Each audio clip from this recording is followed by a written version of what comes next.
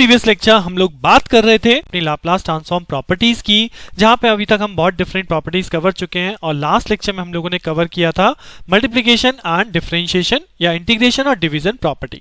Right now in the same way हम इस lecture में बात करने वाले हैं अपनी अनदर प्रॉपर्टीज की, जो कि हैं convolution theorem, initial value theorem, final value theorem, और इन सभी प्रॉपर्टीज को विद प्रैक्टिस एग्जांपल फिर से देखेंगे अपने इस लेक्चर में। राइट तो चलिए स्टार्ट करते हैं अपना lecture on Laplace transform properties. Now convolution theorem. So what says convolution theorem? Convolution theorem हमने पढ़ी थी। क्या कहते हैं कन्वोल्यूशन? कि अगर एक सिग्नल x1t है और दूसरा सिग्नल x2t है and I want to calculate the convolution between two, यानी कि x1t कन्वोल्यूशन विद x2t, तो लाप्लास हमें कैसे हेल्प करता है कि अगर हम कहते हैं x1t का लाप्लास है x1 ऑफ s, x2t का लाप्लास है x2 ऑफ s, तो x1t और x2t कन्वोल्यूशन का लाप्लास अगर हमें लेना है तो वो इक्वल टू होगा simple multiplication of x1s and x2s।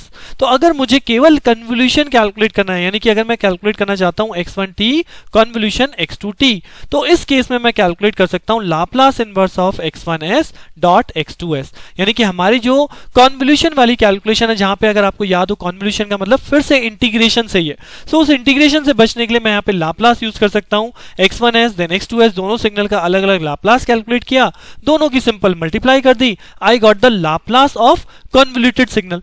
But अगर मुझे केवल टाइम डोमेन में रिजल्ट चाहिए तो फिर आगे मुझे लाप्लास इनवर्स करना पड़ेगा, जो कि हम अपकमिंग लेक्चर्स में देखेंगे कि इनवर्स लाप्लास हम कैसे करते हैं। बट फिलहाल यहाँ पे केवल कन्वोल्यूशन के ऊपर बात कर रहा हूं। तो अगर मैं यहाँ पे इसका एक एग्जांपल लूं, तो मैंने यहाँ पे एग्जांपल के तौर पे कंसीडर किया है, consider your first signal x1t is e to the power minus 2t ut and the second signal x2t is e to the power minus 3t ut. Now it says obtain y of s where yt is equal to x1t minus 2 convolution x2t minus 3, यानी yt जो है वो ये signal है, right और इसका अगर मैं लाप्लास करूं तो yt का लाप्लास क्या कहलाएगा? y of s, और इस पर्टिकुलर का लाप्लास क्या कहलाएगा? इस पर्टिकुलर का लाप्लास कहलाएगा the first signal Laplace multiply the second signal Laplace, right यानी अगर मैं दोनों सिग्नल का अलग अलग लाप्लास कर लूं, दोनों की मल्टीप्लाई कर लूं, then I got the value of y of s। Right तो अब x1t माइनस 2 का लाप्लास आप कैसे करेंगे? ये हमें अब तक की प्रॉपर्टी जो हम पढ़ चुके हैं उनका यूज हो रहा है। कैसे? हमें कैलकुलेट करना है x1t माइनस 2 और हमें गिवन क्या है? x1t। तो अगर मैं x1t से x1s लिखूं, यानी x1t का लाप्लास लिखूं, तो ये फॉर्मूला मेरा बेसिक फॉर्मूला है और इसकी वैल्यू मुझे पता है अब तक, इसका लाप्लास होता है 1/s+2। सो इसका क्या मतलब हुआ? इसका मतलब हुआ x1t सिग्नल का लाप्लास हमने माना है x1 ऑफ s, राइट तो अगर x1 ऑफ t माइनस 2 का लाप्लास चाहिए तो इसका मतलब क्या हुआ? t माइनस 2 क्या कहती है कि इधर क्या शिफ्ट हो जाएगा? e to the power minus 2s x1 of s, right and what is the value of x1 of s? x1s की वैल्यू है e to the power minus 2s into 1/s+2। तो this is basically Laplace of this particular signal, that is what? e to the power minus 2s into 1/s+2, right ये हो गया हमारे पहले signal का Laplace. Similarly अगर आप दूसरे सिग्नल को देखेंगे तो बिल्कुल सेम टू सेम है। ये कहता है x2t है e to the power minus 3t ut, तो अगर मैं यहाँ पे x2 ऑफ s लिखूं, यानी इसका लाप्लास क्या हुआ? 1/s+3, राइट अब मुझे तो यहां कैलकुलेट करना है x2t माइनस 3, तो यानी कि x2 का लाप्लास है x2 ऑफ s, तो x2t माइनस 3 का लाप्लास क्या होगा? जी हाँ, e to the power minus 3s और x2 ऑफ s, राइट तो e की power minus 3s multiply by what? e to the power minus 3s multiply by what? 1/s+3, ये हो जाएगा हमारा सेकंड सिग्नल, और जब हम इन दोनों को एक साथ मल्टीप्लाई में रख देंगे so that become my total ys, जो मुझे चाहिए था। What is the value of ys? ys become e to the power minus 2s multiply by e to the power minus 3s divide by s+2 s+3, तो this is my answer, right तो इस type के questions होते हैं जो property based होते हैं, जिनमें आपको सर्च करना होता है, मतलब रिकॉग्नाइज करना होता है बेसिकली कि कौन सी प्रॉपर्टी यहां पे अप्लाई हो रही है और किस प्रॉपर्टी का यूज करके हम इजीली इस प्रॉब्लम को सॉल्व कर सकते हैं। Let us see the another property and this says initial value theorem। जी हाँ, initial value says अगर कोई सिग्नल x of t है तो आप इसकी initial यानी कि x of 0 वैल्यू कैसे कैलकुलेट करते हैं? The formula is given as limit s tends to infinity s dot x of s, यानी उसके लाप्लास में अगर हम ये प्रॉपर्टी अप्लाई कर दें s की multiply and then limit s tends to infinity, तब हमें मिलेगी इनिशियल वैल्यू। और वहीं पे एक थ्योरम होती है that is final value theorem. तो इट सेज अगर आपको फाइनल वैल्यू यानी x of इंफिनिटी कैलकुलेट करना करना है, तो that is equal to limit s tends to 0 s dot x of s। तो दोनों थ्योरम एक दूसरे के अपोजिट हैं। अगर मैं बात करूं इनिशियल वैल्यू, तो इनिशियल वैल्यू कहती है कि at time t is equal to 0 पे कैलकुलेशन करनी है, तो s डोमेन में क्या होगा, s टेंड्स टू इन्फिनिटी। वहीं पे अगर आप फाइनल वैल्यू कैलकुलेट कर रहे हो, t टेंड्स टू इन्फिनिटी रख रहे हो, तो s डोमेन में क्या होगा, s टेंड्स टू 0। चलिए अब इस पे सिंपल एक प्रॉब्लम देख लेते हैं, सो दैट हमें प्रॉब्लम्स कैसे कैलकुलेट की जाती हैं initial and final value theorem वो और क्लियर हो जाए। So this is the problem. आपको स्ट्रेट फॉरवर्ड क्वेश्चन गिवन है, x of s 5s plus 50 divide by s into s plus 5। We have to determine the initial and the final value. तो just apply the formula. Initial value says x of 0 is equal to limit s tends to infinity s dot x of s, and x of s क्या है, 5s plus 50 divided by s into s plus 5, यानी कि s से s cancel out हो गया। उसके बाद आपने s tends to infinity रखा, तो क्या बन रहा है, infinity by infinity, जो कि इनवैलिड टर्म होती है।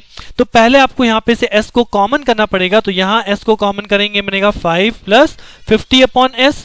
सिमिलरली नीचे से आप s को कॉमन करेंगे, तो ये बनेगा 1 over 1 plus 5 by s। अब s से s कैंसिल आउट है, now you have to put limit s tends to infinity. So जैसे आप s tends to infinity put करेंगे, now the result become 5, right. So always initial और final में ध्यान रखिएगा, इन्फिनिटी बाय इन्फिनिटी या 0 by 0 term is invalid. तो ये तो हो गई इनिशियल वैल्यू की बात। चलिए फाइनल वैल्यू देख लेते हैं। तो x of infinity is calculated by limit s tends to 0 s dot x of s, यानी कि limit s tends to 0 s dot, what is the value of x of s?